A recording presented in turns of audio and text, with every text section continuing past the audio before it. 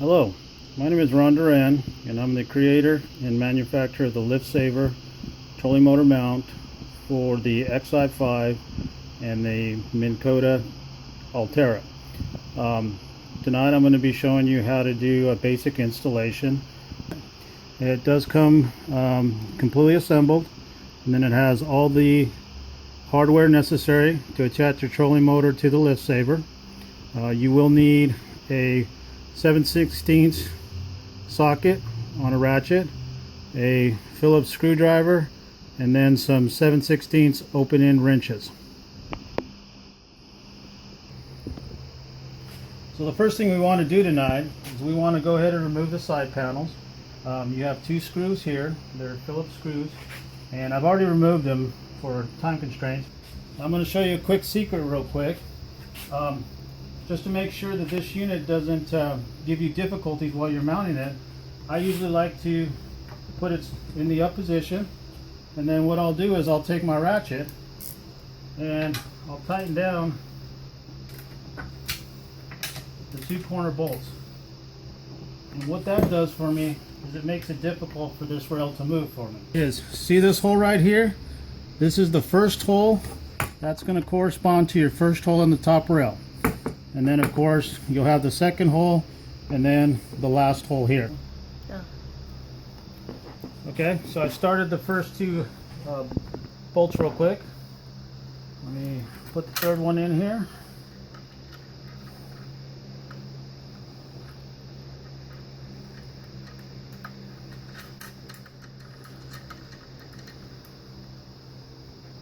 Now you just want to tighten those down real quick. Now all you have to do is get them snug for now, because we're going to make some little bit of adjustments here.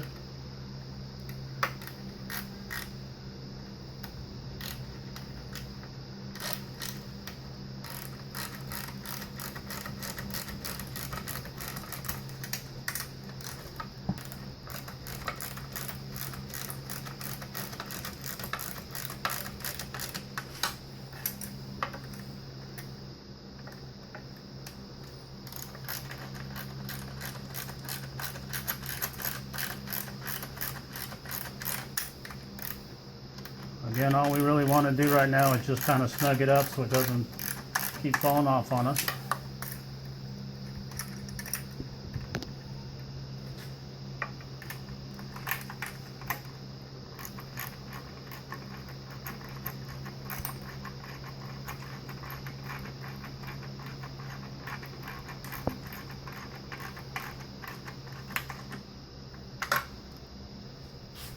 Okay, that side's complete. We're going to flip the unit over and do the other side to finish the mounting process.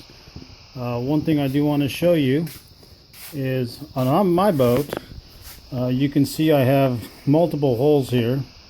The first holes, these 4 holes, were from the original trolling motor, and these 4 holes were from a installation of a Minn Kota Tarova. One of the benefits of this plate is that it's large enough that allows you to cover most of the holes and will allow you to make some minor adjustments, which I will show you here shortly.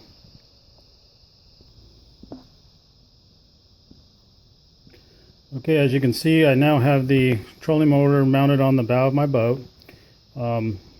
I have basically set it in the same position as the original motor, trolling motor, came off because I wanted to show you folks something. One of the things that I did not like about these motors was that the head tend to stick out from the side of the boat and could come in contact with docks or something along that lines and possibly cause damage to the heads. So what I've done is, by utilizing a slightly oversized plate, you can actually make adjustments in the physical setting and position this in a position so that your head will remain inside the boat. And let me show you how I do that. Basically, I want to find a start point on the front of the boat,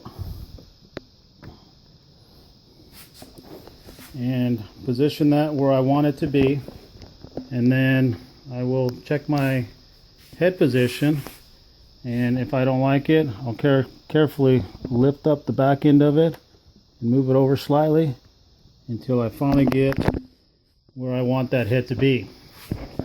I want to double check again, make sure that I have clearances all the way around.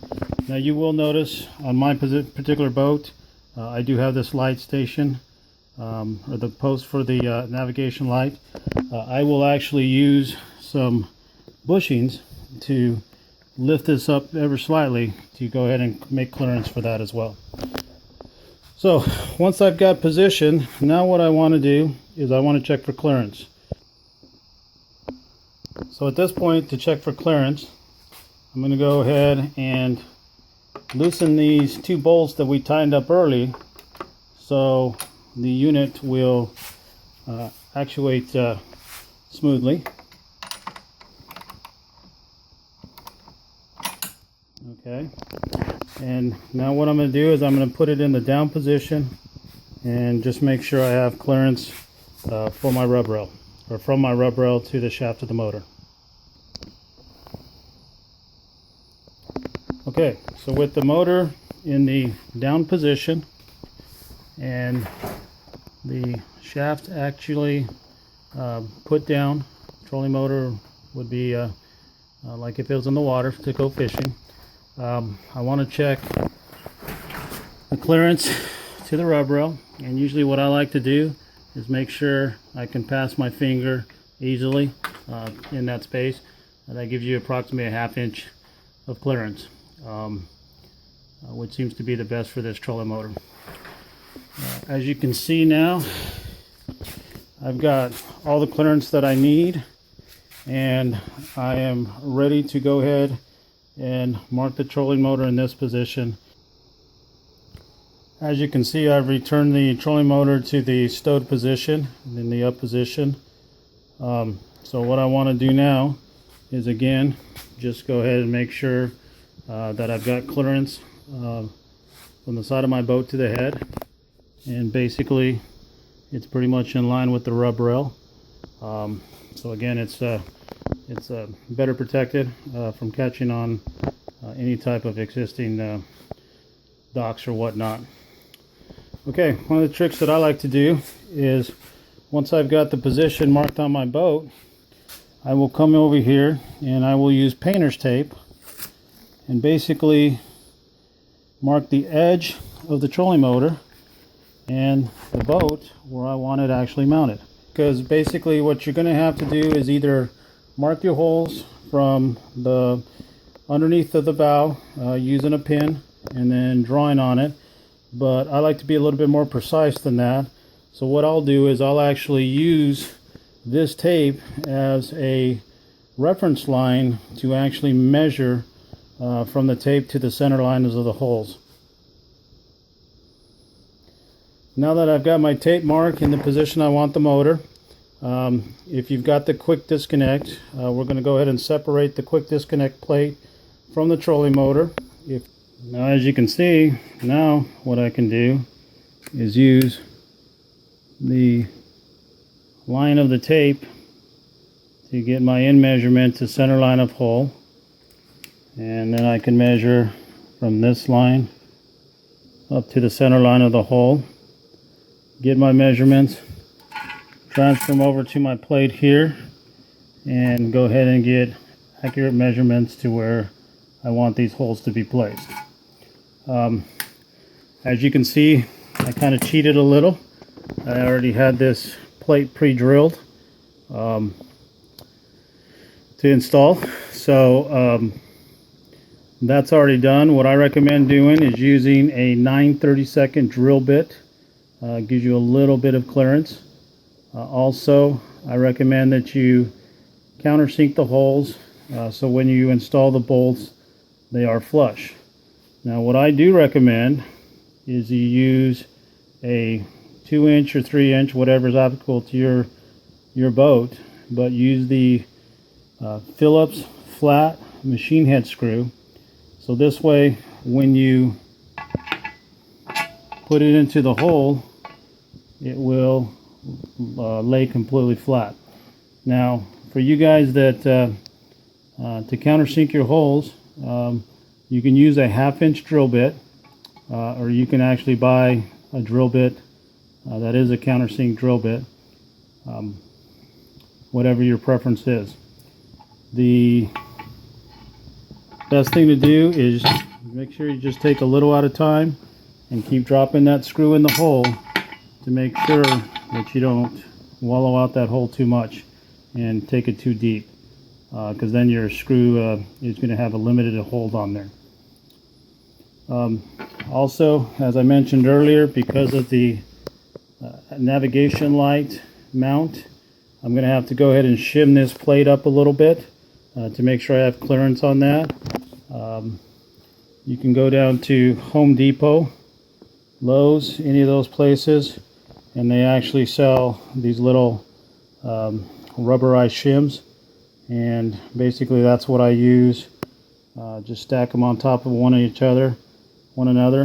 You can also use some washers if you've got any type of a gap that you want to close up a little bit.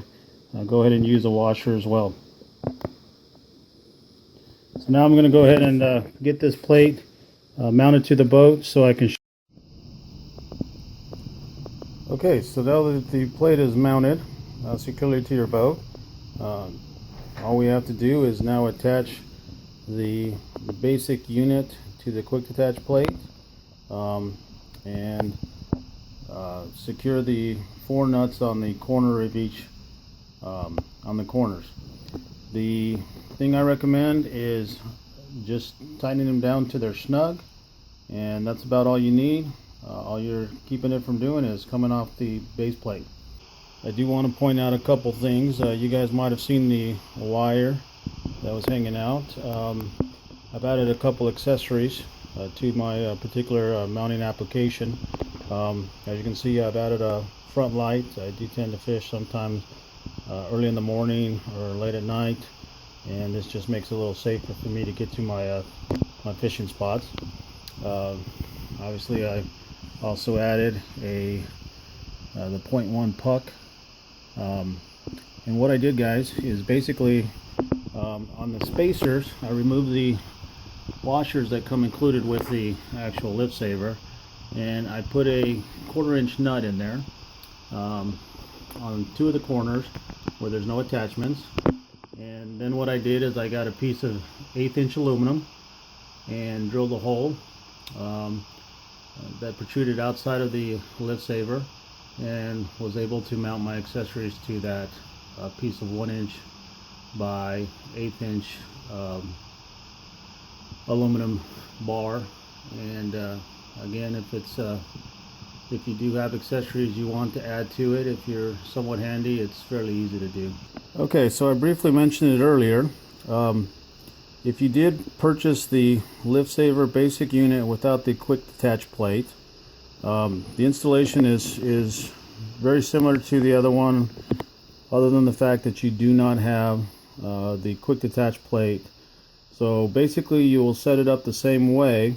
The only difference is obviously your mounting holes will be located somewhere along this plate. Again, what I would recommend is utilizing the countersunk screws, and this way you get a nice clean look to the unit once it's complete. Now, one of the things I do want to point out is that if you do happen to have a hole that's going to fall on either of these 2 rails, what you can do is basically remove these 3 screws, okay, and you can actually remove this entire rail, drill your holes, countersink them so that the screw is flush with the plate, and then once they're all countersunk, you can replace this rail, put the 3 nuts back on, and you know, you have it underneath the rail. Again, it's your option, but that's the easiest way to do it. And the other thing I do want to point out is if you do use these, if you do ever have to take your unit in for servicing for whatever reason, all you do have to do is remove the side plates, and then you can remove the 6 bolts on the top rail, and you can remove your trolling motor.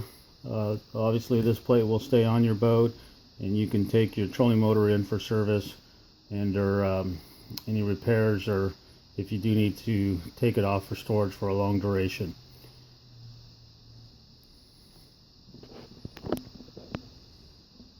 If you do have any issues, you can contact me through my website. Go to the contact us page and just send me an email. Please include your phone number, and I will get in contact with you at my earliest convenience.